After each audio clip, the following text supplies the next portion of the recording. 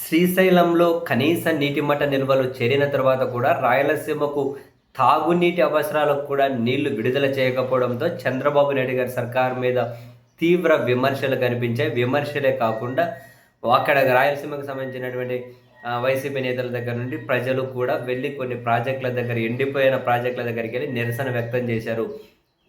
కనీస తాగునీటికి కూడా నీళ్ళు ఎందుకు రిలీజ్ చేయడం లేదు అని. మనకు తెలుసు శ్రీశైలంలో అటు తెలంగాణ ఏమో 800 అడుగుల నుంచి ఇంకా కింద నుంచే నీళ్లు తోడి తీసుకోగలుగుతుంది. ఈవెన్ ఇప్పుడు కూడా చూసాం, శ్రీశైలానికి వరద నీళ్లు రాకముందే కల్వకుర్తి ఎత్తిపోతల ద్వారా జురాల ప్రాజెక్టు నుండి కుడి ఎడమ కాలువలు, కోయల్ సాగరు, భీమా, నెట్టెంపాడు దీని నుంచి నీటిని తీసుకెళ్ళిపోతూ ఉన్నారు.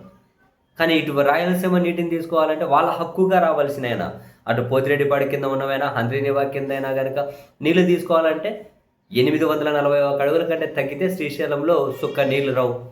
854 అడుగుల కనీస నీటి మట్టం దగ్గర ఉంటే ఒక 7,000 క్యూసెక్లు నీళ్ళు తీసుకోవచ్చు.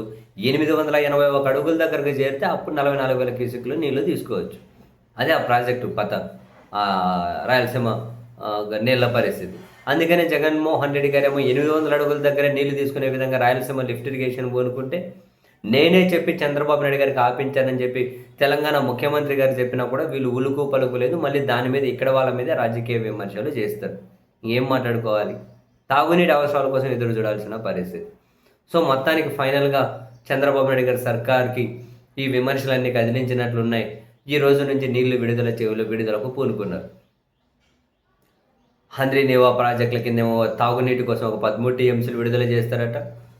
పోతిరెడ్డిపాడు కిందేమో తాగునీటి అవసరాల కోసం ఒక 10 టీఎంసీలు నీళ్లు విడుదల చేస్తారట. ఎందుకంటే నాగార్జున కుడి ఎడమ కాలువల కింద వాళ్ళకు 32 టీఎంసీలు అవసరం ఉన్నాయట. అందుకని చెప్పి రాయలసీమకి కింద హంద్రీనివా కింద ఒక 13 టీఎంసీలు, పోతిరెడ్డిపాడు కింద ఒక 10 టీఎంసీలు తాగునీటి అవసరాల కోసం ఈ రోజు నుంచి నీళ్లు విడుదల చేస్తారంట.